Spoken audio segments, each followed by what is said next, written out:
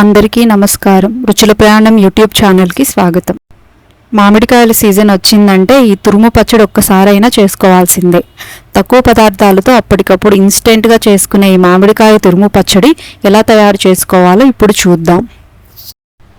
ముందుగా ఒక బాండీలో 2 స్పూన్ల ఆవాలు, 1 స్పూన్ మెంతులను లో ఫ్లేమ్లో దోరగా వేయించుకోవాలి.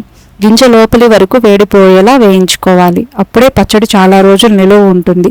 హై ఫ్లేమ్ మీద వేయిస్తే గింజ సరిగా వేగకుండా లోపల పచ్చిగా ఉంటుంది. దానివల్ల పచ్చడి చేదు వస్తుంది మరియు త్వరగా పాడవుతుంది.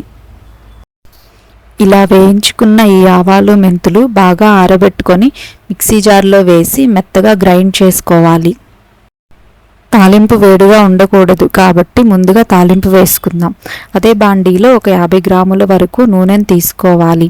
నూనె కొంచెం వేడయ్యాక దానిలో తాలింపు గింజలను, జీలకర్రను వేసి చిటపటలాడే వరకు వేయించుకోవాలి. ఇవి వేగాక దానిలో ఒక 5-6 ఎండుమిరపకాయలను వేసి వేయించుకోవాలి. తరువాత 10 వరకు వెల్లుల్లి రెమ్మలను వేసుకొని అవి కొంచెం బ్రౌన్ కలర్లోకి వచ్చే వరకు వేయించుకోవాలి. తరువాత ఈ తాలింపులో కరివేపాకును వేసుకొని ఆ కరివేపాకు చిటపటలాడడం తగ్గే వరకు ఉండి ఇంగువను వేసుకోవాలి.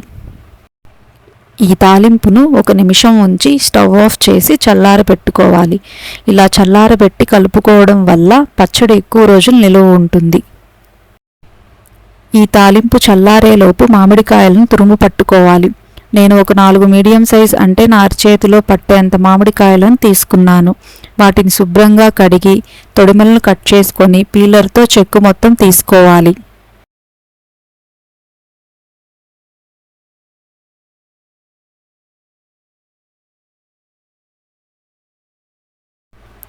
చెక్కు తీసుకున్న ఈ మామిడికాయలను శుభ్రంగా తురుము పట్టుకోవాలి.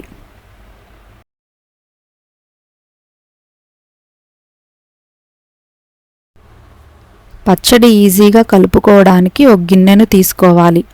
దానిలో ఈ మామిడికాయ తురుమును వేసుకోవాలి. ఈ తురుములో మనం మిక్సీ పట్టుకున్న ఆవాలు, మెంతుల పొడిని వేసుకోవాలి. తర్వాత దీనిలో 3 స్పూన్ల పచ్చడికి వాడే కారాన్ని వేసుకోవాలి. ఈ కారాన్ని మేము ఇంట్లోనే తయారు చేసుకున్నాం. ఇది చాలా స్పైసీగా ఉంటుంది, సో తక్కువ వేసుకున్నాను. తర్వాత 2.5 స్పూన్ల ఉప్పును వేసుకోవాలి. ఉప్పు సరిపోకపోతే తర్వాత యాడ్ చేసుకోవచ్చు. 1/2 స్పూన్ పసుపును కూడా వేసుకోవాలి.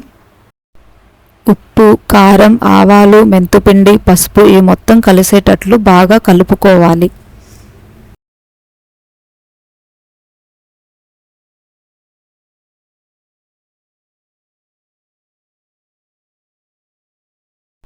తరువాత మనం చల్లార్చి పెట్టుకున్న తాలింపును కూడా వేసుకొని మొత్తం కలిసేటట్లు కలుపుకోవాలి.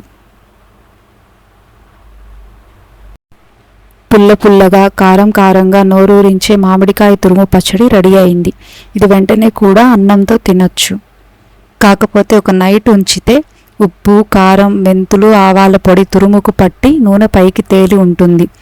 అప్పుడు తింటే చాలా టేస్టీగా ఉంటుంది. అన్నంలో నెయ్యి వేసుకొని తురుము పచ్చడి కలుపుకొని తింటే చాలా బాగుంటుంది. పెరుగన్నంలోకి నంచుకోవడానికి కూడా ఇది చాలా టేస్టీగా ఉంటుంది.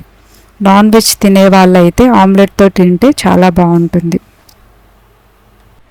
ఈ వీడియో కనుక మీకు నచ్చినట్లయితే please subscribe to my channel. Thanks for watching.